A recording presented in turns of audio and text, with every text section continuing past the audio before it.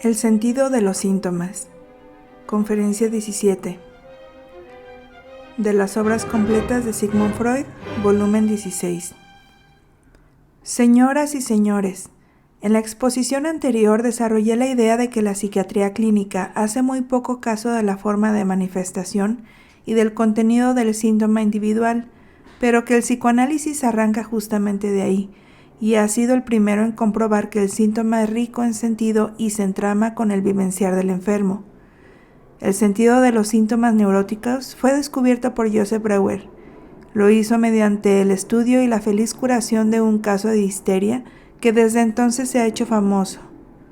Es cierto que Pierre Janet aportó de manera independiente la misma demostración, y aún el investigador francés le corresponde la prioridad de publicación, pues Breuer dio a conocer su observación en el curso de su colaboración conmigo, más de un decenio después de haberla realizado. Por lo demás, quizás sea bastante indiferente averiguar de quién procede el descubrimiento, pues ustedes saben que todo descubrimiento se hace más de una vez, ninguno de una sola vez, y de todos modos el éxito no siempre va aparejado al mérito. América no se llama así por Colón. Antes de Breuer y de Janet, el gran psiquiatra Loret había expresado la opinión de que aún los delirios de los enfermos mentales, si se atinase a traducirlos, mostrarían un sentido. Confieso que durante largo tiempo estuvo dispuesto a tasar en mucho el mérito de Janet en el esclarecimiento de los síntomas neuróticos, porque él los concebía como exteriorizaciones de ideas inconscientes que dominaban a los enfermos. Pero después Janet se ha expresado con excesiva cautela, pretendiendo que lo inconsciente no ha sido para él nada más que un giro verbal, un expediente, una manera de decir. Nada real ha mentado con él. Desde entonces yo no comprendo los desarrollos de Janet, pero opino que se ha empeñado un gran mérito sin necesidad alguna. Los síntomas neuróticos tienen entonces su sentido, como las operaciones fallidas y los sueños, y al igual que estos, su nexo con la vida de las personas que los exhiben. Ahora querría acercarles esa importante intelección mediante algunos ejemplos. Que siempre y en todos los casos sea así, solo puede aseverarlo, no demostrarlo. Quien se busque por sí mismo experiencia se convencerá de ello. Pero por ciertos motivos no tomaré estos ejemplos de la histeria, sino de otra neurosis, asombrosa en extremo, que en el fondo le es muy próxima y sobre la cual tengo que decirles algunas palabras introductorias. Esta, la llamada neurosis obsesiva, no es tan popular como la histeria, de todos conocida. No es, si me permite expresarme así, tan estridente, se porta más como un asunto privado del enfermo. Renuncia casi por completo a manifestarse en el cuerpo y crea todos sus síntomas en el ámbito del alma. La neurosis obsesiva y la histeria son las formas de contracción de neurosis sobre cuyo estudio comenzó a construirse el psicoanálisis y en cuyo tratamiento nuestra terapia festeja también sus triunfos.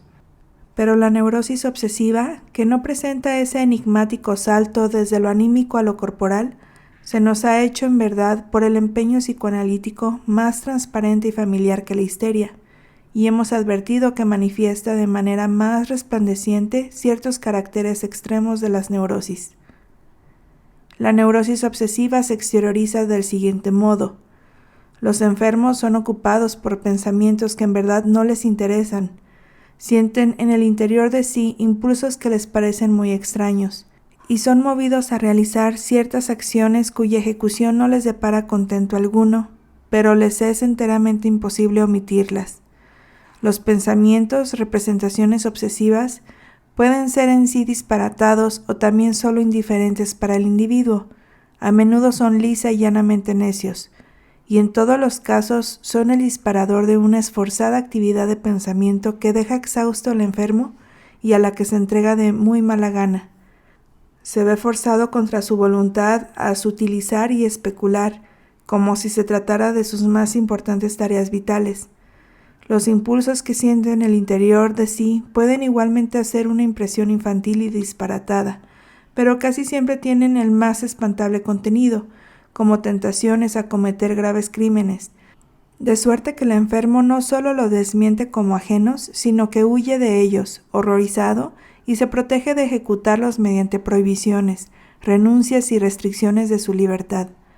Pero con todo eso jamás nunca realmente llegan esos impulsos a ejecutarse. El resultado es siempre el triunfo de la huida y la precaución. Lo que el enfermo en realidad ejecuta, las llamadas acciones obsesivas, son unas cosas ínfimas, por cierto, harto inofensivas, las más de las veces repeticiones, floreos ceremoniosos sobre actividades de la vida cotidiana, a raíz de lo cual, empero, estos manejos necesarios, al meterse en cama, al lavarse, el hacerse la toilette, el ir de paseo, se convierten en tareas en extremo fastidiosas y casi insolubles.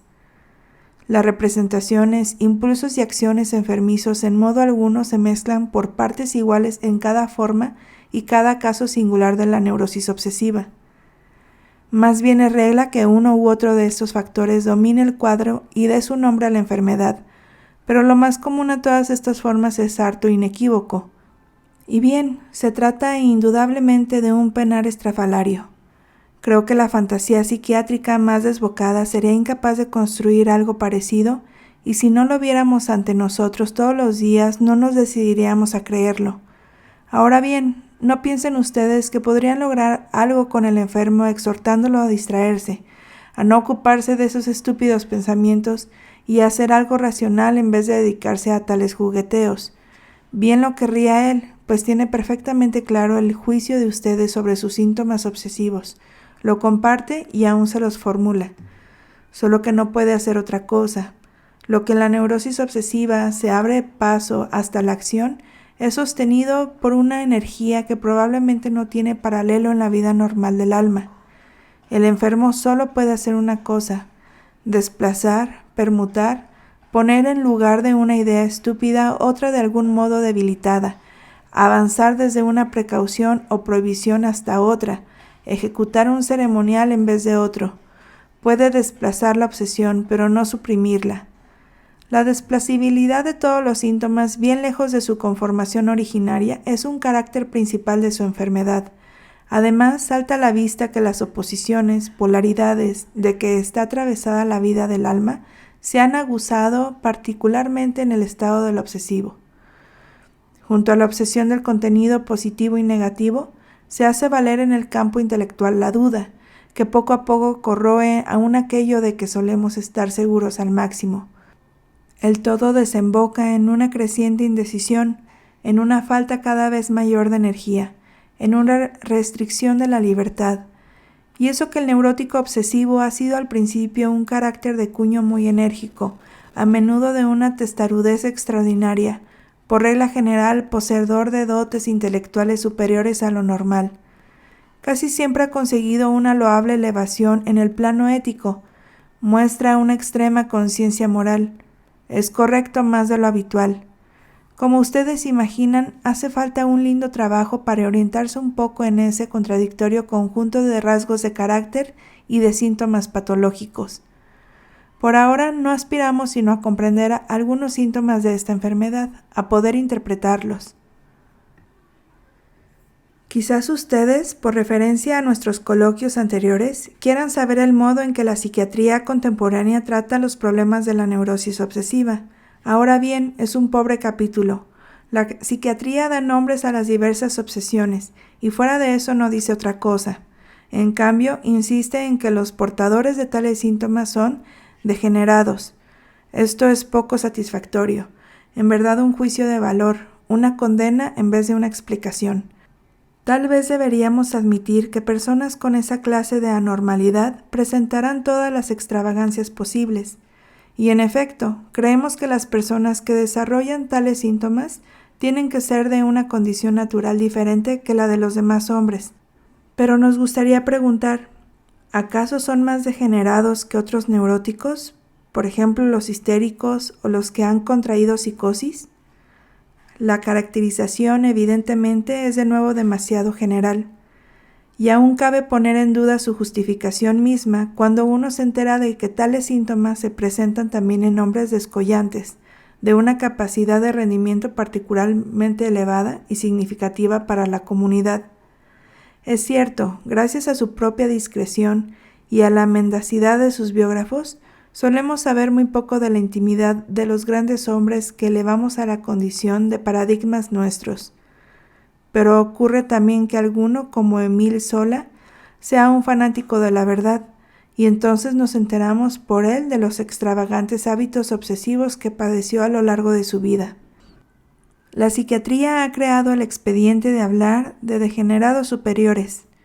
Muy bien, pero por el psicoanálisis hemos hecho la experiencia de que es posible eliminar duraderamente estos extraños síntomas obsesivos, lo mismo que otras enfermedades y lo mismo que en el caso de otros hombres no degenerados. Yo lo he conseguido en repetidas oportunidades. Quiero comunicarles solo 2 ejemplos de análisis de un síntoma obsesivo, uno de observación antigua, para el cual no encuentro mejor sustituto, y uno que obtuve recientemente. Me circunscribo a un número tan escaso porque en una comunicación de esta índole es preciso extenderse mucho, entrar en todos los detalles. Una dama cuya edad frisa en los 30 años, que padece de las más graves manifestaciones obsesivas y a quien quizás yo habría sanado si un alevoso accidente no hubiera echado por tierra mi trabajo, tal vez les cuente todavía esto. Ejecutaba, entre otras cosas, la siguiente asombrosa acción obsesiva varias veces al día. Corría de una habitación a la habitación contigua, se paraba ahí en determinado lugar frente a la mesa situada en medio de ella, tiraba del llamador para que acudiese su mucama, le daba algún encargo trivial o aún la despachaba sin dárselo, y de nuevo corría a la habitación primera. No era ese, por cierto, un síntoma patológico grave, pero sí apto para despertar el apetito de saber. El esclarecimiento vino también de la manera más impensada e inobjetable, sin contribución alguna de parte del médico, y yo no sé cómo habría podido llegar a una conjetura sobre el sentido de esta acción obsesiva, abarruntar su interpretación, toda vez que había preguntado a la enferma, ¿por qué hace eso? ¿Qué sentido tiene eso? Ella había respondido, no lo sé. Pero un día después de que pude vencer en ella un grueso reparo de principio, de pronto devino sabedora y contó lo que importaba para la acción obsesiva. Hacía más de 10 años se había casado con un hombre mucho, pero mucho mayor que ella, que en la noche de bodas resultó impotente. Esa noche, él corrió incontables veces desde su habitación a la de ella para repetir el intento, y siempre sin éxito. A la mañana dijo fastidiado, «Es como para que uno tenga que avergonzarse frente a la mucama cuando haga la cama». Y cogió un frasco de tinta roja, que por casualidad se encontraba en la habitación, y volcó su contenido sobre la sábana, pero no justamente en el sitio que habría tenido derecho a exhibir una mancha así. Al principio yo no entendí la relación de este recuerdo podía tener con la acción obsesiva en cuestión, pues solo hallaba una concordancia con el repetido correr de una habitación a la otra, y tal vez con la entrada de la mucama. Entonces mi paciente me llevó frente a la mesa de la segunda habitación y me hizo ver una gran mancha que había sobre el mantel. Declaró también que se situaba frente a la mesa de modo tal que a la muchacha no pudiera pasarle inadvertida la mancha. Ahora no quedaba nada dudoso sobre la íntima relación entre aquella escena que siguió a la noche de bodas y su actual acción obsesiva, pero sí restaban muchas cosas por aprender. Ante todo, se aclara que la paciente se identifica con su marido, en verdad representa su papel, puesto que imita su corrida de una habitación a la otra. Entonces, si nos atenemos a esa asimilación, nos vemos forzados a conceder que ella sustituye la cama y la sábana por la mesa y el mantel. Esto podría parecer arbitrario, pero no se dirá que hemos estudiado el simbolismo onírico sin provecho. En el sueño, de igual modo, hartas veces es vista una mesa que empero ha de interpretarse como cama. Mesa y cama juntas significan matrimonio, y entonces fácilmente una hace las veces de la otra. La prueba de que la acción obsesiva es rica en sentido ya estaría aportada. Parece ser figuración, una repetición de aquella significativa escena. Pero nada nos obliga a detenernos en esta apariencia. Si indagamos más a fondo la relación entre ambas, con probabilidad obtendremos ilustración sobre algo que va más allá, sobre el propósito de la acción obsesiva. El núcleo de esta es, evidentemente, el llamado a la mucama, a quien le pone la mancha ante los ojos, por oposición a lo que dijo su marido ese día. Es como para que uno tenga que avergonzarse frente a la mucama. Él, cuyo papel ella actúa, no se avergüenza entonces frente a la mucama. La mancha, consiguientemente, está en el lugar justo. Vemos, pues, que la mujer no se limitó a repetir la escena, sino que la prosiguió y al hacerlo la corrigió y la rectificó. Pero así corrigió también lo otro, lo que aquella noche fue tan penoso e hizo necesario recurrir al expediente de la tinta roja, la impotencia. La acción obsesiva dice entonces: no, eso no es cierto, él no tuvo de qué avergonzarse frente a la mucama, no era impotente. Como lo haría un sueño, figura este deseo como cumplido dentro de una acción presente. Sirve la tendencia de elevar al marido por sobre su infortunio de entonces. A esto se suma todo lo otro que podría contarles de esta señora, mejor dicho, todo lo que en otros respectos sabemos de ella nos marca el camino hacia esa interpretación de su acción obsesiva, en sí misma incomprensible. La señora vive desde hace años separada de su marido y se debate indecisa con el propósito de obtener un divorcio por vía judicial, pero ni por asomo está libre de él. Se ve compelida a permanecerle fiel, rehúye todo contacto mundano para no caer en tentación, disculpa y engrandece en su fantasía la persona de él, y aun en el secreto más hondo de su enfermedad es que por medio de ella resguarda a su marido de la maledicencia, justifica el que vivan en lugares separados y le posibilita una cómoda vida solitaria. Así, el análisis de una inocente acción obsesiva lleva por el camino recto hasta el núcleo más íntimo de un caso clínico, pero al mismo tiempo nos hace entrever una pieza no desdeñable del secreto de la neurosis obsesiva. De buena gana los hago demorarse en este ejemplo, pues reúne condiciones que no podrían exigirse en todos los casos. Aquí la interpretación del síntoma fue hallada de golpe por la enferma, sin guía ni intromisión del analista, y la obtuvo por referencia a una vivencia que no había pertenecido, como es lo corriente, a un periodo olvidado de la infancia, sino que sucedió durante su vida madura y había permanecido incólume en su recuerdo. Ninguna de las objeciones que la crítica suele enderezar contra nuestras interpretaciones de síntomas hace mella en este caso singular. No siempre habremos de tener sin duda uno tan bueno. Y algo más todavía, ¿no les ha sorprendido el modo en que esta acción obsesiva nimia nos introdujo en las intimidades de la paciente? Una mujer no tiene muchas cosas más íntimas para contar que la historia de su noche de bodas, y el hecho de que justamente hayamos dado con intimidades de la vida sexual. ¿Se deberá al azar o tendrá un alcance mayor? Podría ser sin duda consecuencia de la elección que yo hice esta vez. Pero no imitamos juicio demasiado rápido y volvámonos al segundo ejemplo, que es de una clase por entero diversa, una muestra de un género que suele presentarse a menudo, a saber, un ceremonial de dormir. Una muchacha de 19 años, lozana, bien dotada, hija única, que aventaja a sus padres en materia de cultura y vivacidad intelectual, fue de niña salvaje y traviesa. En el curso de los últimos años, sin que mediase influencia exterior visible, se ha convertido en una neurótica. En particular, se muestra muy irritable con su madre, siempre insatisfecha, deprimida, se inclina a la indecisión y a la duda, y por último confiesa que ya no puede ir más sola a plazas ni por calles importantes. No nos explayaremos sobre su complicado estado patológico, que requiere por lo menos de 2 diagnósticos, el de una agorafobia y el de una neurosis obsesiva. Solo nos detendremos en el hecho de que esta muchacha ha desarrollado también un ceremonial de dormir que aflige a sus padres.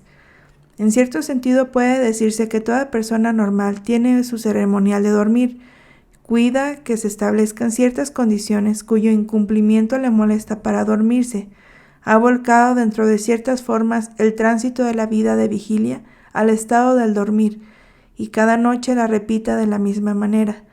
pero todo lo que la persona sana requiere como condición para dormir se deja comprender racionalmente, y cuando las circunstancias exteriores le imponen un cambio, se adecua a él con facilidad y sin pérdida de tiempo. Por el contrario, el ceremonial patológico es inflexible, sabe imponerse aún a costa de los mayores sacrificios, se cubre de igual modo con una fundamentación racional y si se lo considera superficialmente, parece apartarse de lo normal, solo por cierta extremada precaución. Pero si se miran las cosas más de cerca, puede notarse que esa cobertura le queda demasiado estrecha, que el ceremonial comprende estipulaciones que rebasan con mucho la fundamentación racional y otras que directamente la contradicen.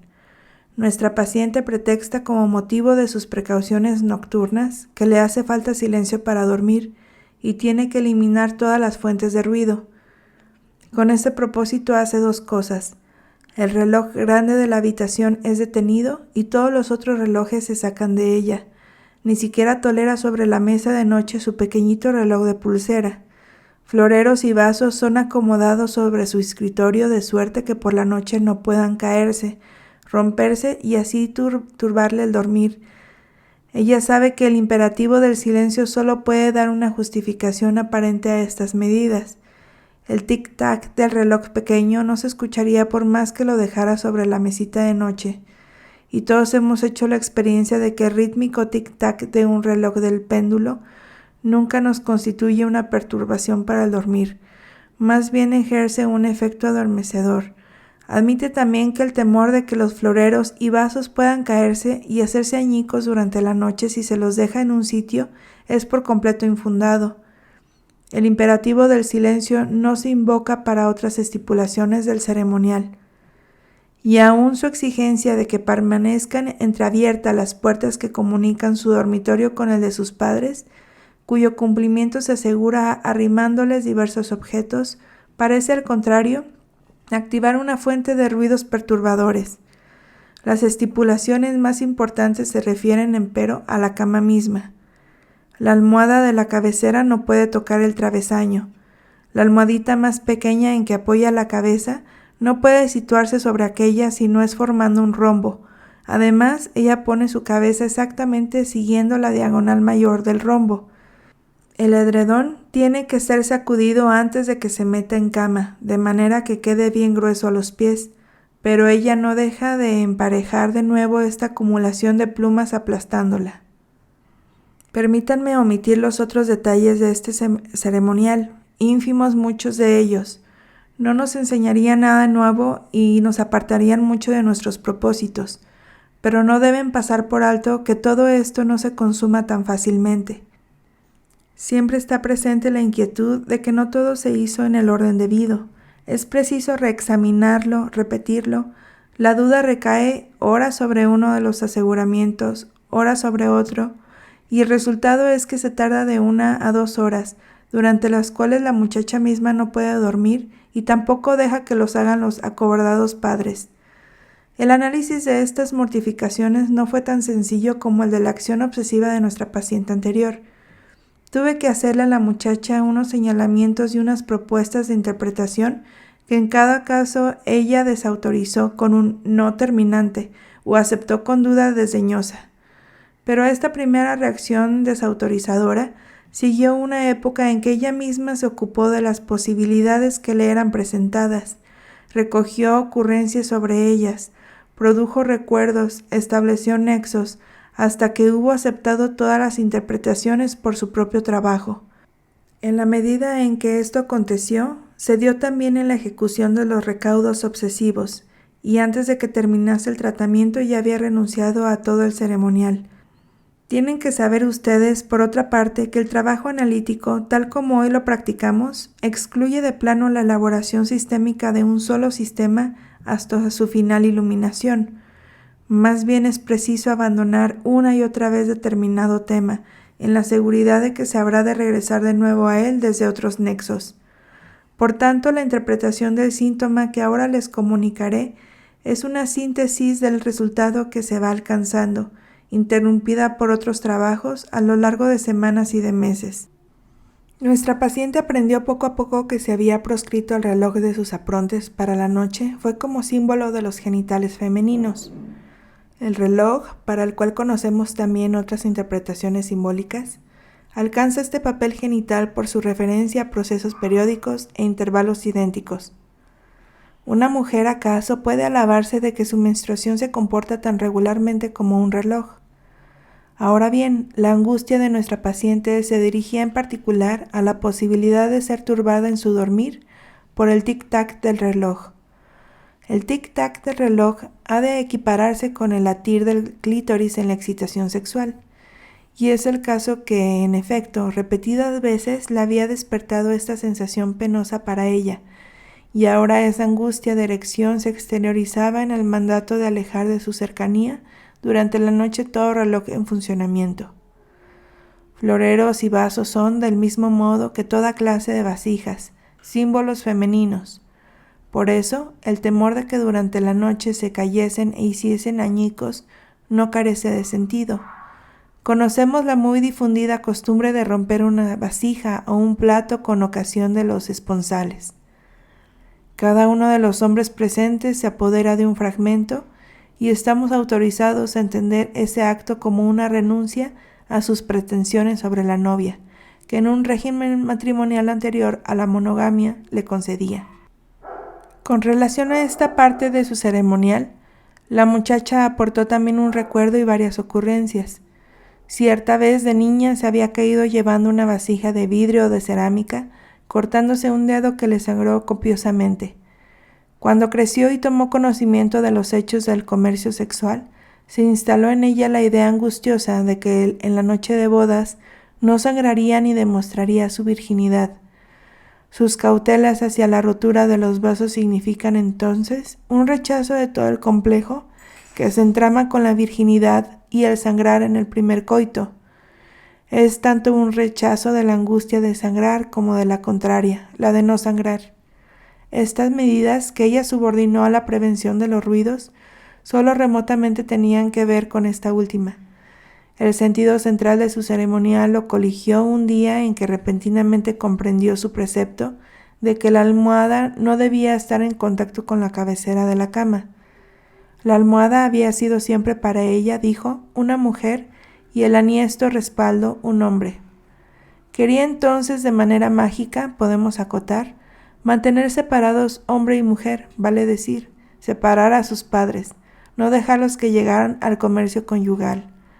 En años anteriores a la institución del ceremonial, había procurado obtener eso mismo por vías más directas. Había simulado angustia o explotado una inclinación a la angustia preexistente en ella para no permitir que se cerrasen las puertas que comunicaban el dormitorio de los padres y su cuarto. Y por cierto, este mandato se había conservado en su actual ceremonial. De tal suerte se procuró la oportunidad de espiar con las orejas a los padres, pero el aprovecharla la atrajo cierta vez un insomnio que duró meses. No satisfecha con perturbar así a los padres, impuso después, en cierto modo, que la dejasen dormir en la cama matrimonial entre ambos. Almohada y respaldo no pudieron entonces juntarse realmente. Por último, cuando ya fue tan grande que físicamente no podía hallar sitio cómodo en la cama entre los padres, consiguió, mediante una simulación consciente de angustia, que la madre trocase la cama con ella, cediéndole su puesto junto al padre. Esta situación fue, por cierto, el disparador de fantasías cuya repercusión se registra en el ceremonial. Si una almohada era una mujer, tenía también un sentido sacudir el edredón hasta que todas las plumas se agolparan abajo y se provocase un hinchazón. Significaba preñar a la mujer, pero ella no dejaba de volver a eliminar esa preñez, pues durante años había vivido con el temor de que el comercio sexual de los padres diera por fruto otro hijo y así le deparara un competidor. Por otra parte, si la almohada grande era una mujer, la madre, entonces la pequeña almohadita de mano solo podía representar a la hija. ¿Por qué ésta tenía que colocarse formando un rombo y la cabeza de ella coincidir exactamente con su diagonal mayor? Con facilidad deja que se le recuerde.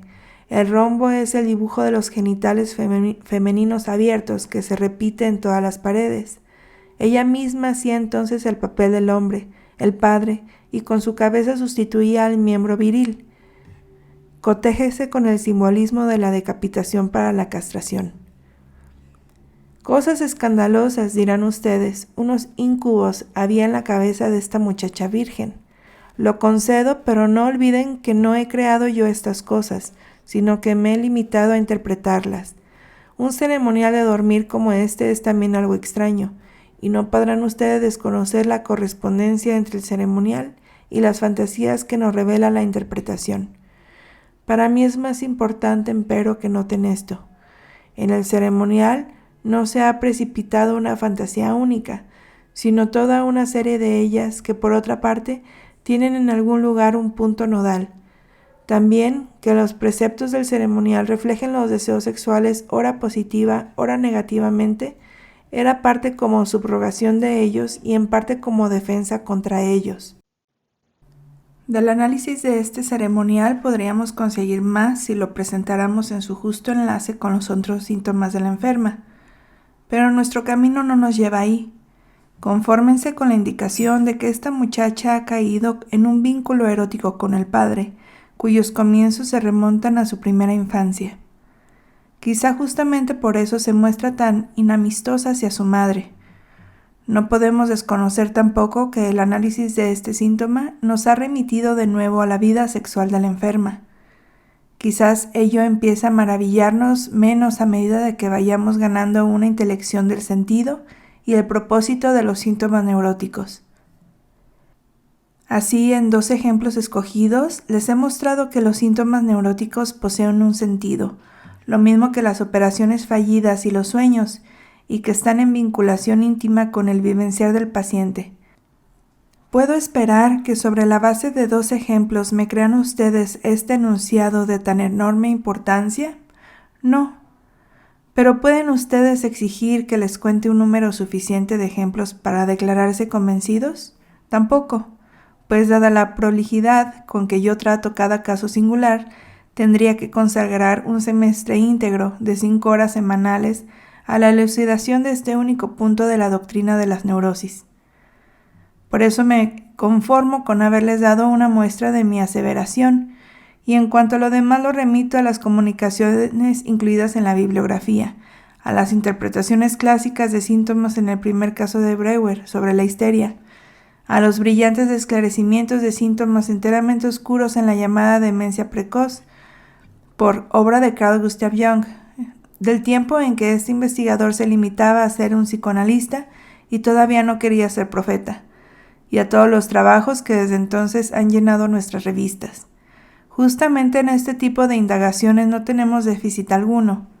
El análisis, la interpretación y la traducción de los síntomas neuróticos han atraído tanto a los psicoanalistas que por dedicarse a ellos descuidaron al comienzo los otros problemas de la doctrina de la neurosis.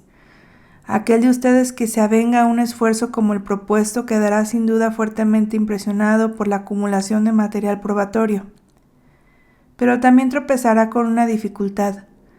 El sentido de un síntoma reside, según tenemos averiguado, en un vínculo con el vivenciar del enfermo. Cuanto más individual sea el cuño del síntoma, tanto más fácilmente esperaremos establecer este nexo. La tarea que se nos plantea no es otra que esta. Para una idea sin sentido y una acción carente de fin, descubrir aquella situación del pasado en que la idea estaba justificada y la acción respondía a un fin. La acción obsesiva de aquella paciente nuestra que corría hasta situarse frente a la mesa y llamaba a la mucama es, sin más, paradigmática respecto de esta clase de síntomas. Pero los hay, y por cierto son muy frecuentes, de un carácter por entero diverso. Es preciso llamarlos síntomas típicos de la enfermedad. En todos los casos son más o menos semejantes. Sus diferencias individuales desaparecen o al menos se reducen tanto que resulta difícil conectarlos con el vivenciar individual del enfermo y referirlos a unas situaciones vivenciadas singulares. Volvamos de nuevo nuestra mirada a la neurosis obsesiva.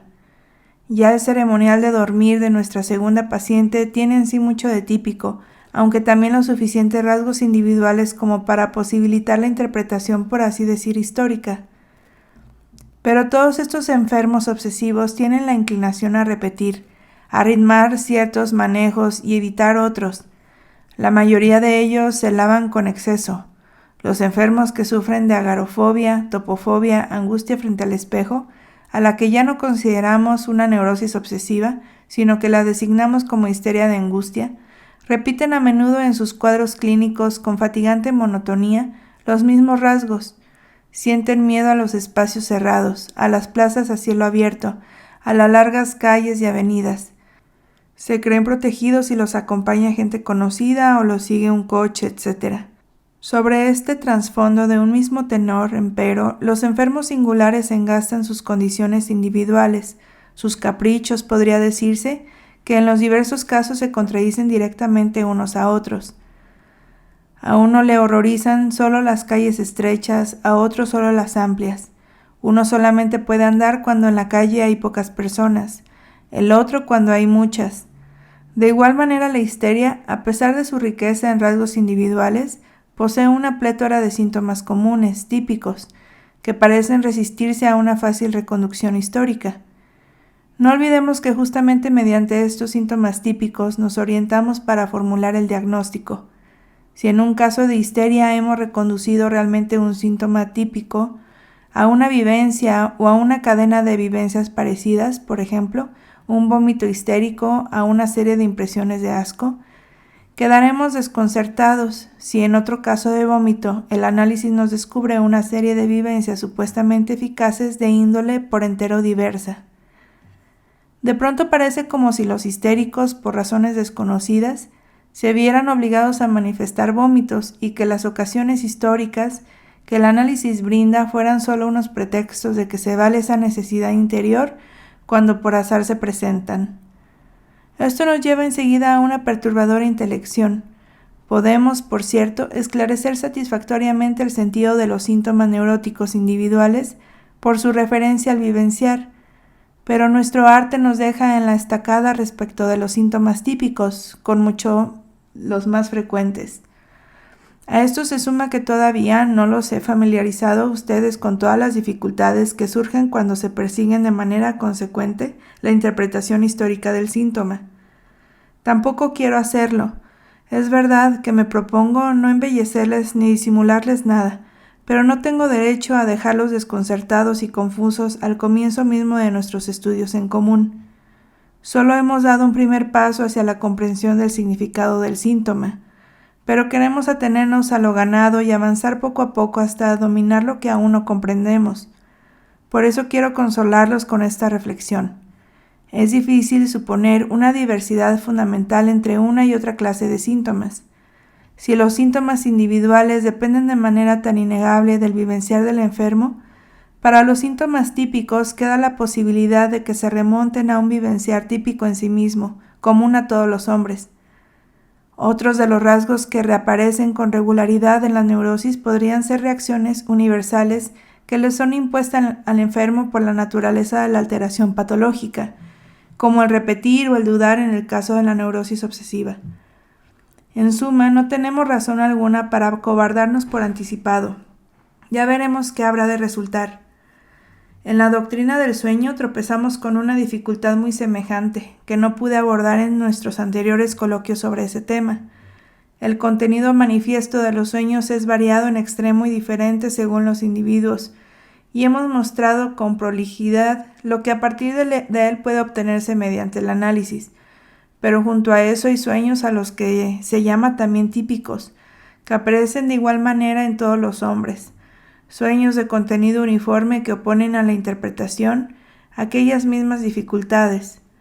Son los sueños de caer, de volar, de flotar, de nadar, de estar inhibido, de estar desnudo, y ciertos otros sueños de angustia que en diversas personas reclaman ora esta otra interpretación, sin que con ello encuentre esclarecimiento su monotonía y su ocurrencia típica. También en el caso de estos sueños, empero, observamos que un trasfondo común es vivificado por añadidos que varían según los individuos, y es probable que también ellos puedan ser ensamblados en la comprensión de la vida onírica que obtuvimos respecto de los otros sueños, se ensamblarán sin violencia a condición de que ensanchemos nuestras intelecciones.